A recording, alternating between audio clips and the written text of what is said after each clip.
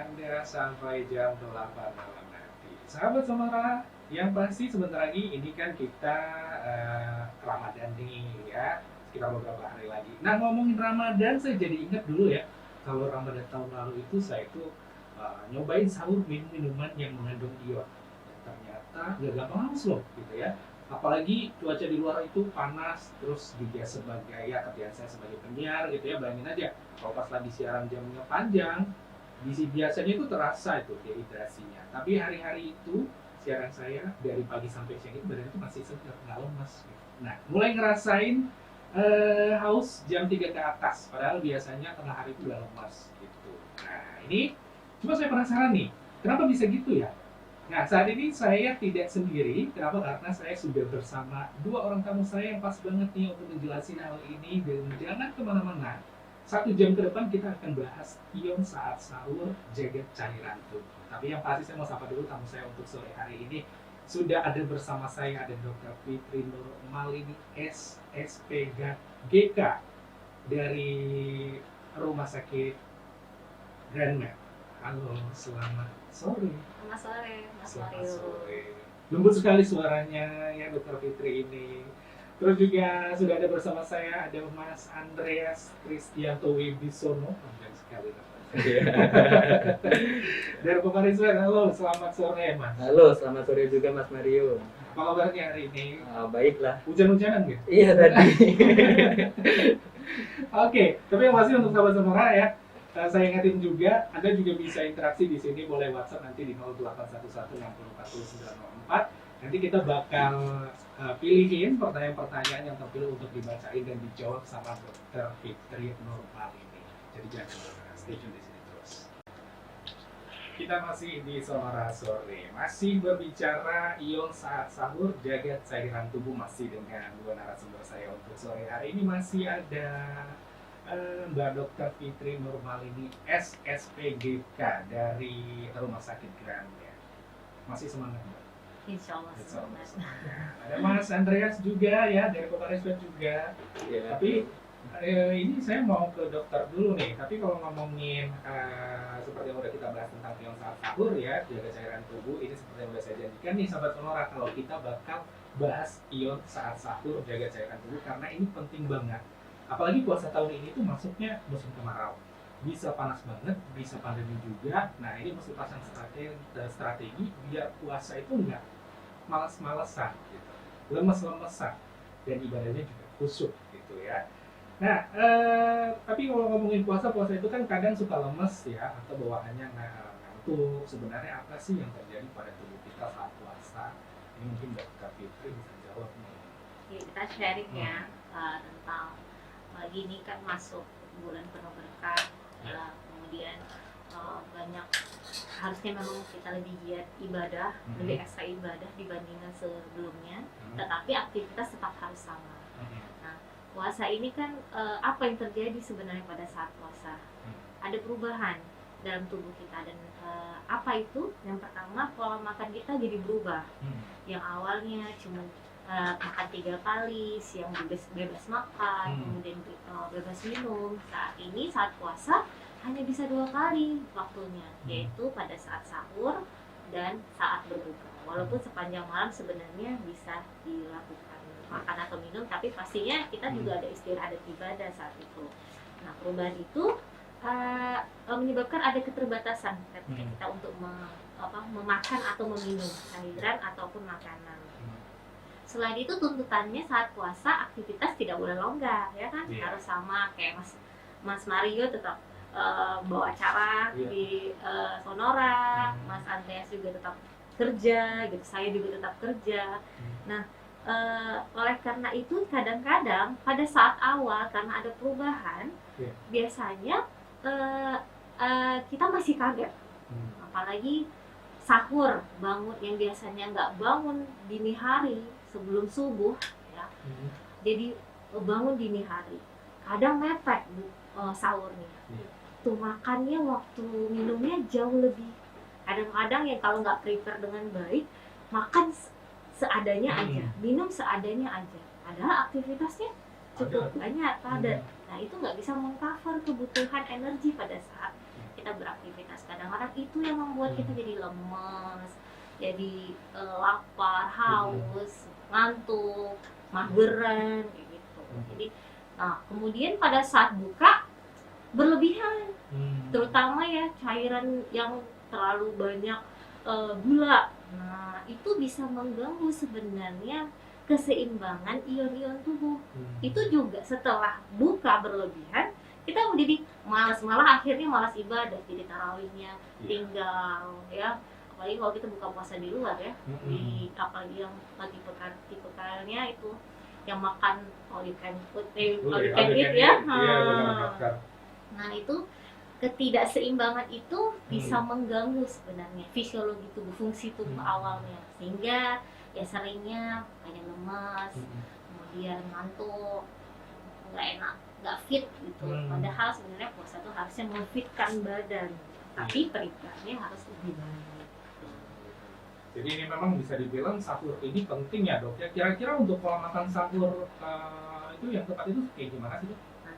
Pola makan sahur agar bisa membackup kebutuhan kita pada saat siang aktivitas kita sehari-hari itu sebenarnya sama seperti pola makan yang seimbang. Tapi kalau biasanya kita punya range waktu yang luas untuk makan yang seimbang itu, saat ini pas sahur kita lebih minim ya range waktunya. Oleh karena itu sebenarnya tidak dianjurkan sahur yang terlalu mepet gitu. Walaupun walaupun mepet tapi harus seimbang harusnya. Cairannya, komposisi nutrisi karbohidrat, lemak, protein, vitamin, mineral harus sebenarnya seimbang. Sehingga itu menunda kita lapar pada saat siang, menunda kita haus, dan kita tetap bisa berenergi pada saat siang. Nah ini kenapa harus seimbang dokter? Apa nih fungsinya? Kenapa harus seimbang? Nah, kenapa harus seimbang? Karena itu sebenarnya bahan bakar ya, bahan bakar kita saat beraktivitas. Jadi ketika apa itu makanan seimbang sebenarnya ketika komposisi makanan itu seimbang antara yang dibutuhkan nutrisi-nutrisi yang makro yaitu karbohidrat, lemak, protein, tetapi tidak meningkatkan kebutuhan yang nutrisi yang mikro seperti vitamin dan mineral atau ion-ion tubuh. Jadi ketika itu yang menjadi bahan baku itu nutrisi yang seimbang itu tercukupi, kita bisa optimal, tetap optimal walaupun dalam keadaan puasa. Jadi udah tahu nih sahabat Sonora ya, kenapa puasa itu harus dengan menu seimbang. Nah nanti saya bakal balik lagi nih, masih ngobrolin topik kita untuk sore hari ini ya, masih berbicara mengenai ion saat sahur jaga cairan tubuh. Jadi untuk sahabat Sonora jangan kemana-mana dulu. Yang pasti seperti biasa, untuk yang mau tanya-tanya boleh langsung WhatsApp ya di 0811 60 40 904, nanti yang kami kita bakal bacain. Tetap di sini, masih di Sonora Sore. Kita masih di Sonora Sore, masih bersama dua tamu spesial saya untuk sore hari ini. Ya, masih ada Dr. Fitri Nurmalini SSPGK dari Rumah Sakit Ganet, terus juga masih ada Mas Andreas Kristianto Wibisono dari Okariswet. Ya, kita masih ngomongin ini bisa dibilang tips sehat lah ya selama puasa, apalagi di masa pandemi seperti sekarang ini. Dan tadi kan dokter kita udah ngomongin nih manfaat menu seimbang saat sahur gitu ya. Jadi kalau pola makan sehat untuk sahur ini sebenarnya seperti apa sih dokter? Iya, tadi ya seperti sudah saya bilang kalau pas puasa ini kuncinya itu sahur yang tepat, bukan yang baik yang bagaimana. Nah, sahur yang tepat itu tetap harus berseimbang. Jadi kayak mana sih supaya karbohidrat, lemak, protein, vitamin, mineral itu tetap terpenuhi pada saat sahur dengan range waktu yang lebih pendek ya dibandingkan yang biasa. Nah, tipsnya kalau pada saat sahur memang kita harus memprepare sahur itu agak panjang waktunya. Tapi memang masih disunahkan di akhir waktu makannya. Iya. Nah, di akhir waktu bukan artinya mepet, ya kan Mas Mario? Karena banyak yang mepet ya dokter ya. Kalau banyak mepet, minumnya nggak cukup, makannya nggak cukup gitu. Oh, iya kalau badannya gemuk, kuat. Yang gemuk aja kadang nggak kuat, ya kan? apalagi kalau badannya memang udah ada sakitnya, jadi memang harus kita prepare. Jadi saran saya, misalnya pada saat sahur kita di sini subuh ya sekitar jam 5.10, kita prepare waktu kira-kira 45 sampai 1 jam sebelum sahur. Jadi bangun ya, kalau baiknya kan sholat tahajud dulu ya, yang mulai dulu, kemudian minum pada saat bangun tidur, minumlah cairan ya. Jadi itu supaya apa, kita itu memilah-milah supaya kebutuhan cairan dalam satu hari ini tetap terpenuhi walaupun dalam saat puasa. Jadi kalau orang normal tuh ya kebutuhan cairannya sekitar 1,5 liter ya. Kira-kira kalau berat badannya sekitar 50-an ya, berat badan idealnya 50-an, itu minimalnya 1,5 liter. Coba bayangkan 1,5 liter itu cukup banyak. Nah kalau apalagi puasa, waktunya itu lebih pendek. Nah bagaimana caranya? Kita pilih. Kalau saya biasanya ya pada saat sahur saya coba sekitar 500 cc sampai 750 cc pada saat sahur. Berbuka bisa lebih panjang, bisa 750 sampai 1 liter. Nah kalau dipikir-pikir itu cukup besar kan? Kalau sekali minum, maka itu saya bilang perlu waktu yang lebih panjang. Dibangun tidur, duduk ya kan, habis sebelum sholat minum dulu 1 gelas air gelas kecil ya sekitar 250 cc. Udah siap prepare buat sahur, ya udah makan sahur, ada nasi ya kan, kemudian lauk pauk ya nggak usah dikurangin kalau masalah lauknya. Kalau tidak ada kebutuhan khusus, tidak ada penyakit lain, kita normal, kita makan lauk, ada ikan 1 potong sedang, atau ayam 1 potong sedang, atau telur 1 butir. Dan jangan lupa serat.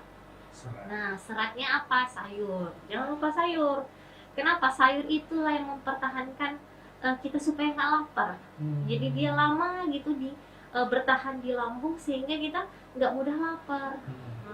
Kemudian kalau pada pasien-pasien diabetes gitu, itu juga akan mempertahankan supaya gula darahnya nggak gampang anjlok. Gitu.